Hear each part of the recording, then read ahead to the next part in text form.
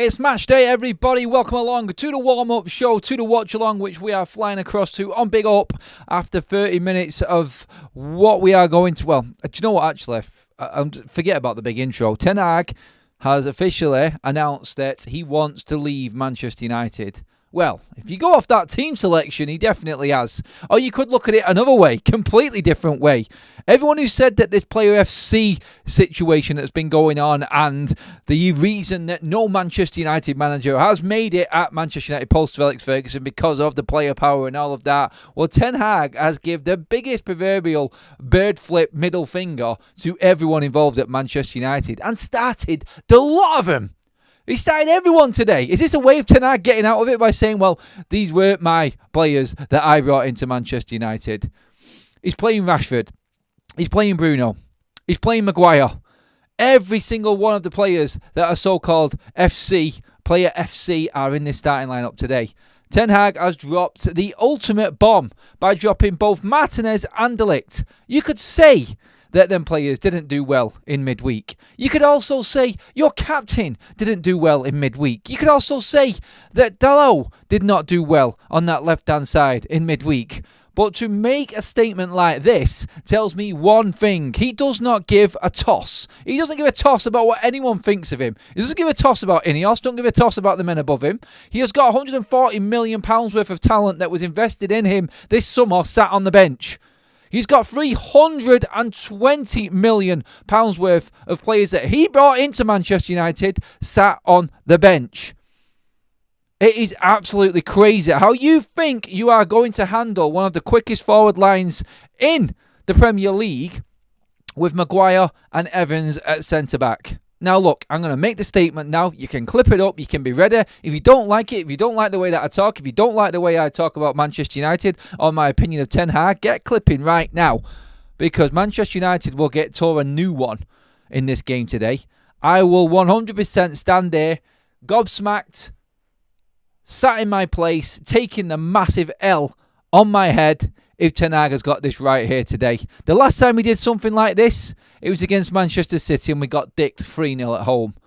Evans and Maguire, Mainu, Eriksen, Bruno. We had the slowest midfield and defence in the league against one of the quickest and most versatile midfields and attacks in the Premier League right now in Aston Villa. He makes no sense whatsoever. Absolutely no sense whatsoever. We've got zero pace in this team. You've got Rashford, who you've got a hope will track back, and you've got Garnacho. I called it. I said Ahmad would lose out because Ten Hag dropped a clanger in midweek in bringing Rashford off at half-time. And then both Rashford and Garnacho both played well. So now he's playing both of them either side. One in not their favourable position because he needs to play both because he's got to find a way of squeezing Rashford into this team after what he did now in midweek. Honest to God. I mean, you get into it, everyone. Let me know what you think.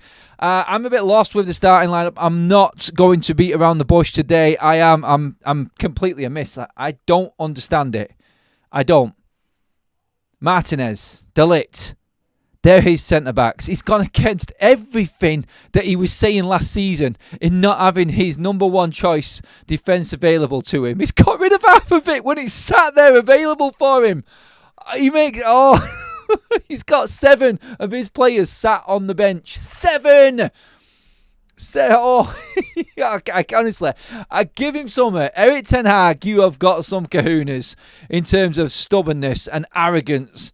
Wow. Unbelievable.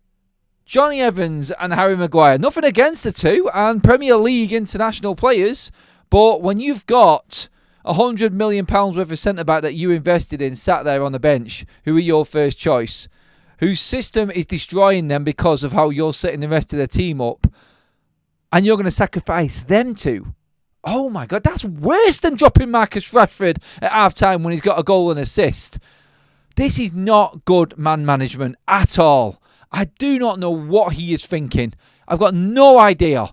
Because Maguire came on, and that double substitution at the end of the game, which was just pure desperation, he's put them two on. And Maguire's got a goal. And that's his whole look on this as to why he has got them two on the pitch today ahead of Martinez and De Ligt. Honestly, you've got Watkins, who is fast. If United try and play a highlight, look, if you want to sit deep and try and counter-attack with long balls over the top, go for it. This might work today. But if he tries to play his normal system and play quite high with Maguire, Evans, Dalot inverted, Eriksen, Bruno and Mainu, none of which are rapidly quick, none of which are quicker than Watkins, I just don't get it. I don't get him, and I think he is just basically waving the white flag right now. I do. I think that's how it feels to me. Unbelievable. Unbelievable, Jeff. I cannot believe the lineup, honestly. That's straight away. Typical Ten Hag. Massive statement at the start of this one. God knows what's to come in the game, but he started off with a bang, hasn't he? He has started off with a massive bang, Ten Hag. Oh, it's crazy. This team is Erik Ten Hag's FU to the United fans. I've seen him walking around the pitch. I've seen pictures of him actually laughing and smiling and joking around Villa Park. Like, he just really doesn't have a clue how everyone is feeling right now. He has no idea. He has shut the world off and has no clue what people think. For him to come out and say in the week that the fans are right behind us, oh my God, mate! Seriously, you are so disconnected from what's happening in reality right now. It really is. And Sir Alex Ferguson's there, Sir Jim Radcliffe's there today. Everybody who's anybody's there today, and he's just done this on purpose. Look, there's loads of ways you can get out of it, and the one will be, look. Everyone said that my signings haven't been good, so I put other players in and they've not done as well either. There's loads of ways you can get around it, but he's talking about rotation, something he didn't do last season at all. And now he's just thrown this in now in the biggest game of the season. His neck is on the block, his head is on the block, and he's playing Maguire and Evans at centre-back. Wow, honestly, I cannot believe it. I'm shocked. I am really shocked at this. Garnacho, Rashford play together, but not in Europa. Do you think he knows he's going to get the sack, says Craig, and the first one from Flash Talks? Honestly, that's what it looks like. I think he feels like the writing's on the wall, and he's just gone, yeah, F you, go on. Is that United team of old? Forget about my signings. This is pretty much the only team he could pick that he hasn't bought players in, or just to be the majority of players that he hasn't brought into Manchester United. Crazy. Like, surely you trust the players that you're bringing in. It's like Xerxes now. Are we ever going to see him again? Nothing in the week. Nothing today. Like, that's it. It's Højlund now. How are you going to fit Xerxes in? Like, Bruno Fernandes, no matter how poor he plays, will always start a game.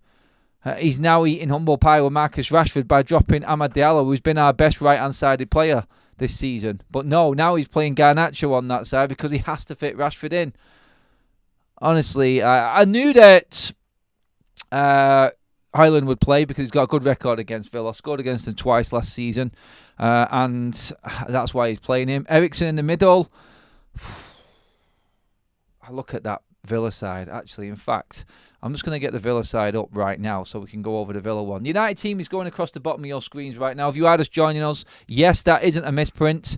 Harry Maguire and Johnny Evans are replacing Matthias de Ligt and Lisandro Martinez. I'm coming to the comments in a minute. I'm going to go through the Villa side first of all and try and match this up with what's coming at United. Obviously, Martinez in goal. Full-backs, Dino and Cash. Centre-backs, you've got Konza and Pau Torres. They needed to mix it up. Carlos is actually on the bench, which is good for us. Like I said, I can't even... Ezri Konza, like, still scary. It is. Tielemans in midfield with Ross Barkley. Then you've got Morgan Rogers and Philogene, Jadon Philogene, who played well against Bayern Munich on the right wing the other day. So I'm guessing it's, I think I'm looking at it, it's going to be Leon Bailey, Philogene and Watkins as a front three. Then you've got Ross Barkley, you've got Tielemans and Morgan Rogers sat in behind. That's how I'm seeing that play out. I'm just thinking of the pace. Like, if he plays Leon Bailey down that right-hand side, and now you've got Diogo Dalot inverting with Johnny Evans or Harry Maguire backing him up. Like, honestly, like, I know Martinez isn't quick, but compared, like, Maguire and Johnny Evans are like treading treacle. It's scary. Absolutely scary. And when you look at... Let's have a look at the bench and what Villa have got to change this. Not much in terms of attacking prowess apart from, obviously, Duran. Say that. He scores every time he comes on at the moment, doesn't he? Buendia's in there as well. As we got in there, Ian Maatsen in there. I'm just picking out names that I actually think can make an impact. But yeah, obviously we got Carlos for defence on the back there. Manchester United's defence, Manchester United's bench is just absolutely rammed full of Ten Hag players. The bench today for United is defender central. You've got next to Binder, you've got Lindelof, you've got Matheus de Ligt, you've got Lisandro Martinez.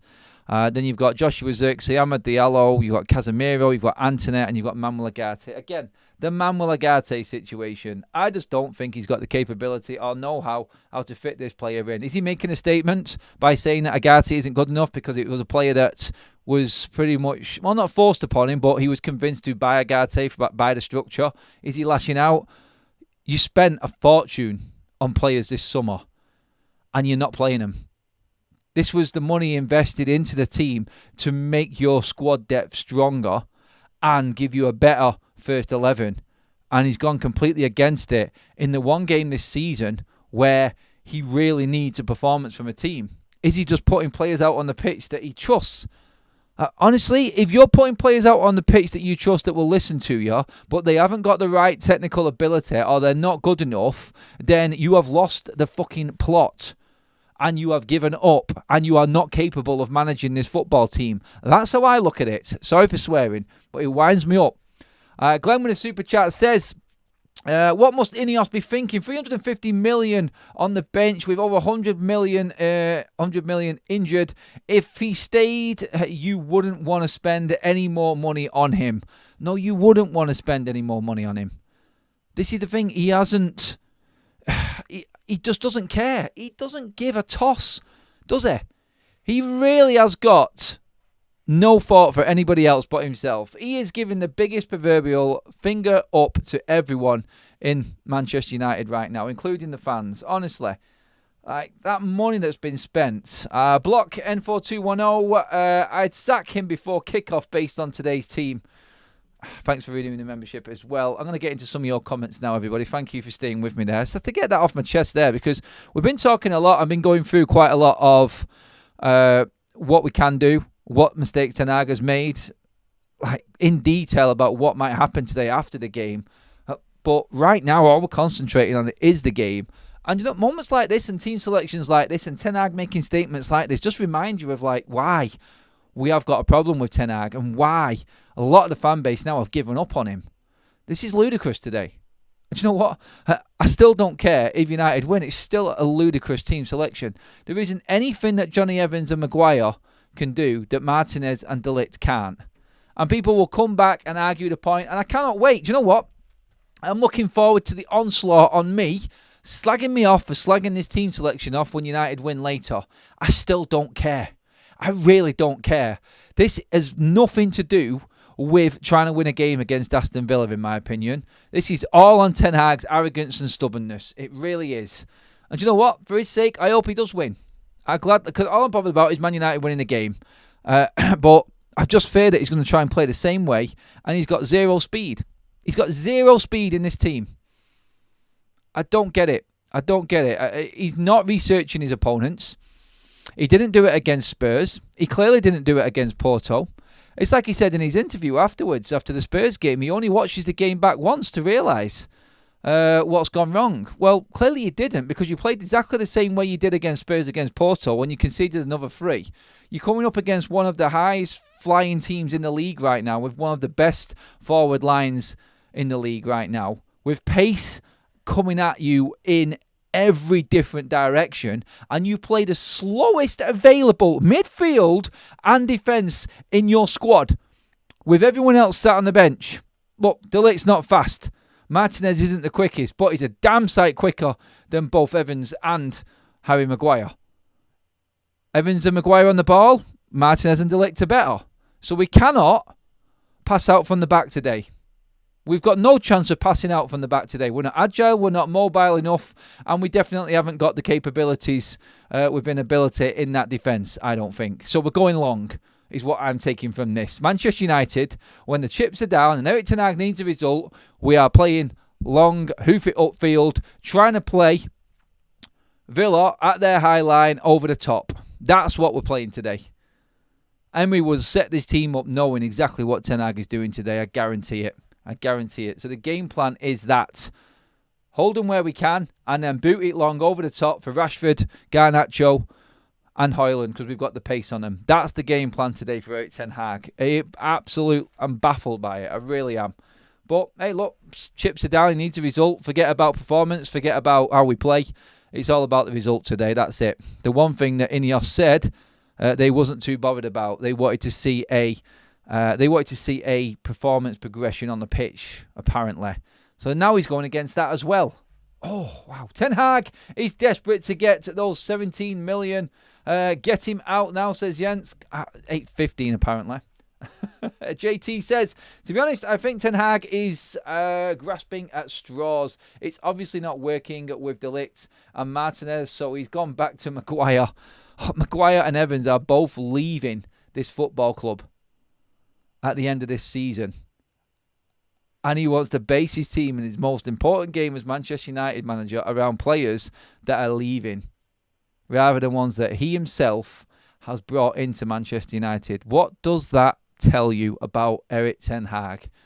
That signals to me that he is a man who has lost it. He has lost control. That's what that shouts out to me. I cannot believe it. Still, I'm in awe. I'm not in awe. I'm in just complete shock. Oh, fucking hell. That's one thing that'll never happen. Sorry, stop swearing. It's match day. I can feel myself getting agitated already. Right, how it's working, by the way, guys. When it hits 1:30, we're flying across to Big Up. So, the link is pinned right in the top of the chat. You don't need to sign up to anything. It's all completely free. Just click on there. If you want to watch the match with us, we're going to fly across there and go through the team lineup on the tactics board and everything and how we break it all down and somehow try and figure out a way how Manchester United beat Aston Villa today. I still don't know how we're going to do it. I didn't know how we were going to do it with the team and defence that we've got at our disposal that we've been playing for most of the season. And now I definitely don't know. Well, actually I do, but I'm just not confident in it. I think it does pretty much describe how we're going to go about it today. But that's it. I just don't get it. I do not see how he is going to make this happen today. It's hardest game of the season, and he's dropped big players who he brought in.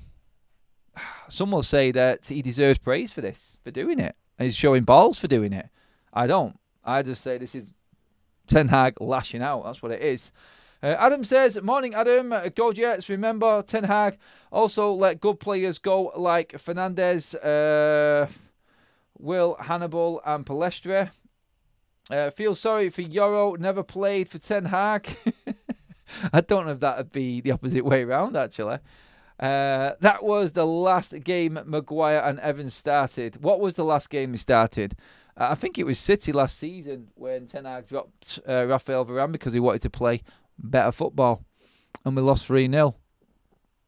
I'm pretty certain that was the last game we started together, but I could be wrong on that one, I'm guessing. It just rings a bell because of this being such a drastic decision from Ten Hag.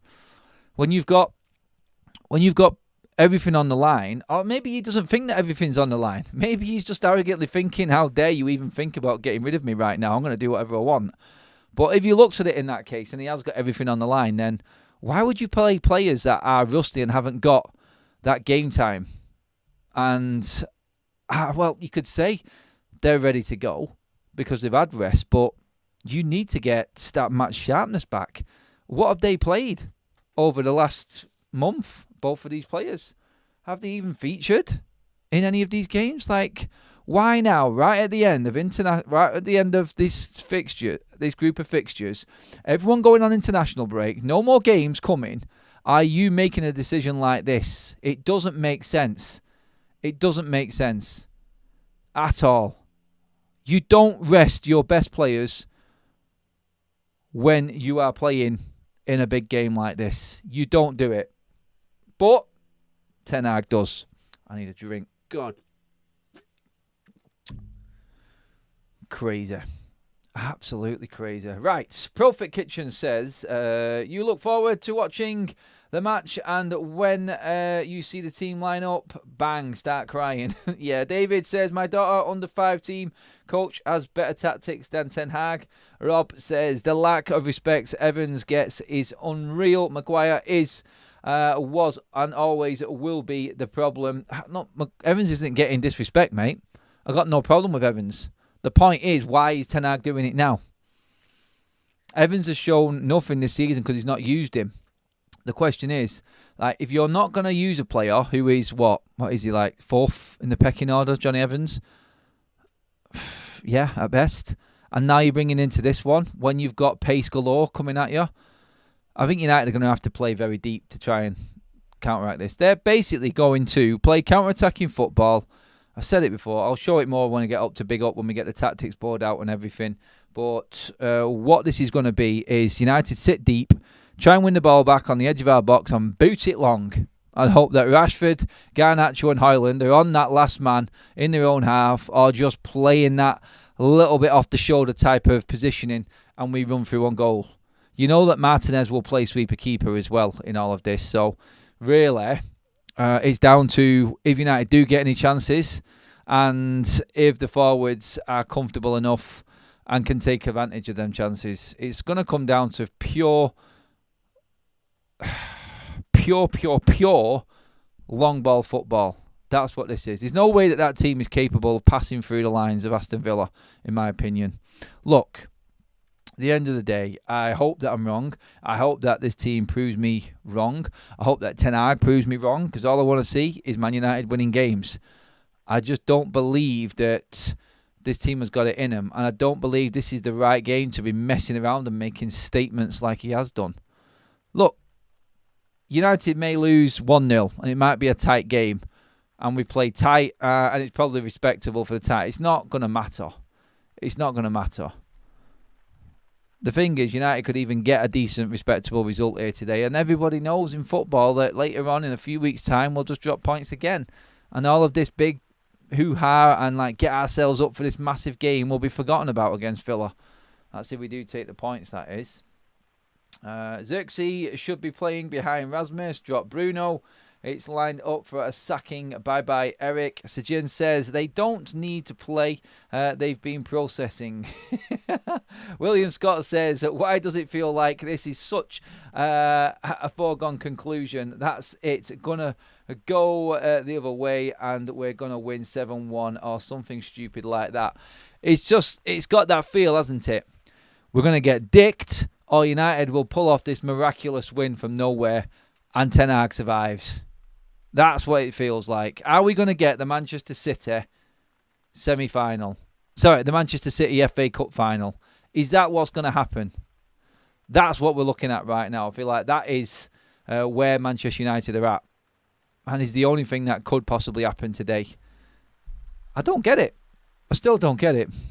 Apart from, like I just said, sitting deep and hoping to just boot it long over the top with Villa's high line.